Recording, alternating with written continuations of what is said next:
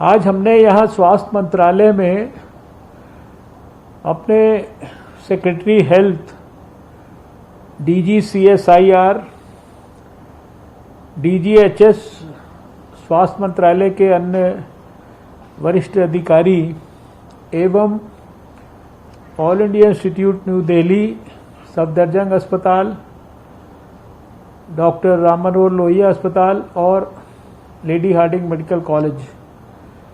ये जो हमारे भारत सरकार के 4 बड़े इंस्टीट्यूशंस हैं यहाँ दिल्ली में, उनके सभी के मेडिकल सुपरिटेंडेंट्स और डायरेक्टर्स के साथ बहुत विस्तार से मीटिंग की है और इन अस्पतालों में किस प्रकार से तुरंत कोविड के लिए डेडिकेटेड बेड्स बढ़ाने की प्रक्रिया, कोविड के लिए ICU के बेड्स बढ़ाने की प्रक्रिया और कोविड के लिए CSIR की मदद से टेम्परेरीली फास्टेस्ट स्पीड पर कुछ ही दिन के अंदर और ज़्यादा बड़े पैमाने पर बेड्स ऐड करने की प्रक्रिया जो हमारी पिछले दिनों से चल रही है, उसको और तेज करने के लिए बहुत विस्तार से चर्चा की है, जिसके तहत अलग अलग अस्पतालों के अंदर अलग अलग नंबर्स हैं जो कि अपने आप में काफ़ी सिग्निफिकेंट हैं और अस्पतालों को यह भी कहा गया है कि वो आने वाले समय में अगर कोविड के संदर्भ में सर्ज और ज़्यादा तेज़ी से आगे बढ़ता है तो उस परिस्थिति में भी अस्पतालों में और भारी संख्या में बेड्स बढ़ाने के लिए तैयारी अपनी कर रखें।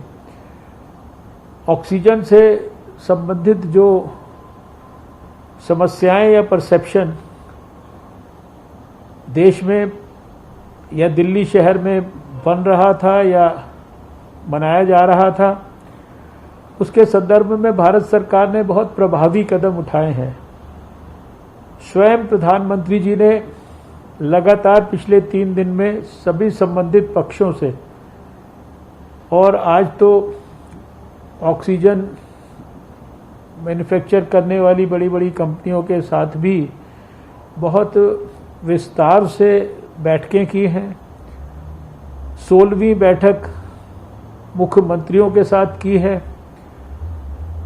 आप जानते हैं कि इंडस्ट्रियल ऑक्सीजन, उसका इस्तेमाल भी बैन करके और एक प्रकार से उसको भी मेडिकल ऑक्सीजन के रूप में कैसे देश इस्तेमाल कर सके। ऑक्सीजन जहाँ जहाँ बनती है वहाँ से उन सब संबंधित स्थानों पर, प्रदेशों में जहाँ के लिए उसका अलॉटमेंट भारत सरकार ने किया है, वहाँ पर अनहिंडर्ड तरीके से वो पहुँचे, उस संदर्भ में। और उसके साथ साथ होम मिनिस्ट्री के द्वारा ऑर्डर निकालकर उसमें किसी भी प्रकार की बाधा पहुंचाने वाले के खिलाफ सख्त कार्रवाई करने के लिए एक्शन लेने से लेकर और हाईएस्ट लेवल पर भारत सरकार ने कंट्रोल रूम्स स्थापित किए हैं, जिन कंट्रोल रूम्स में वरिष्ठ अधिकारी इस बात को भी सुनिश्चित करेंगे कि जिन स्टेट्स को जो जो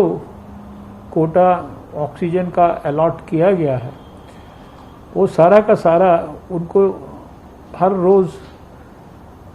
मिल रहा है कि नहीं मिल रहा है। मुझे पूरा विश्वास है कि हमारी तकलीफ भले ही कोविड के खिलाफ कितनी तेज़ी से बढ़ रही हो, उससे भी ज़्यादा तेज़ी से सरकार भी और सभी संबंधित पक्ष उस तकलीफ को ओवरकम करने के लिए, उस चैलेंज का सामना करने के लिए और किसी भी प्रकार से लोगों को कोई तकलीफ ना हो, इसको सुनिश्चित करने के लिए काम में जुट गए हैं। दिल्ली के अस्पतालों में हमने देश की तरह कई स्थानों पर पहले ही लगभग 8 स्थानों पर तो पहले ही जो प्रेशराइज्ड स्विंग एड्सॉर्प्शन यूनिट्स जो ऑक्सीजन जनरेट करती हैं उनको स्थापित करने की प्रक्रिया प्रारंभ की ही थी। आज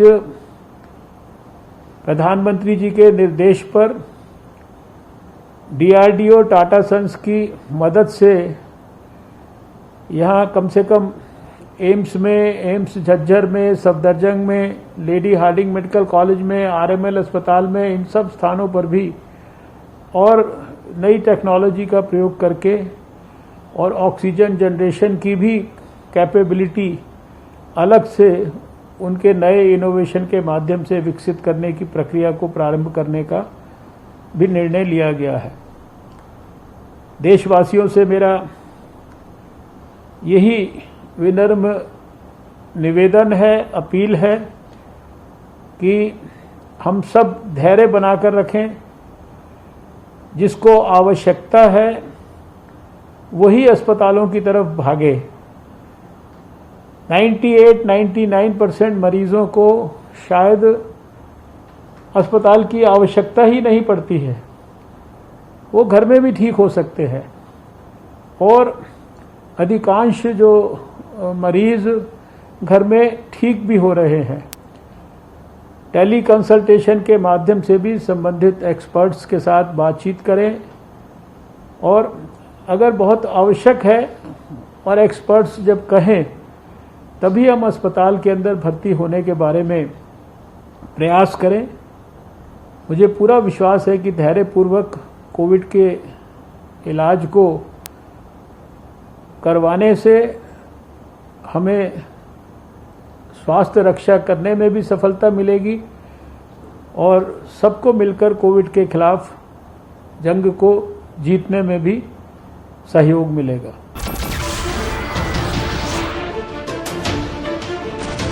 नमस्कार, मैं हूं मानक गुप्ता। अगर आपको हमारा ये वीडियो पसंद आया हो तो इसे लाइक और शेयर जरूर करें और हाँ, हमें सब्सक्राइब और फॉलो करना ना भूलें ताकि आप देश और दुनिया की कोई खबर मिस ना करें। तो जुड़े रहिए हमारे साथ और देखते रहिए न्यूज़ 24।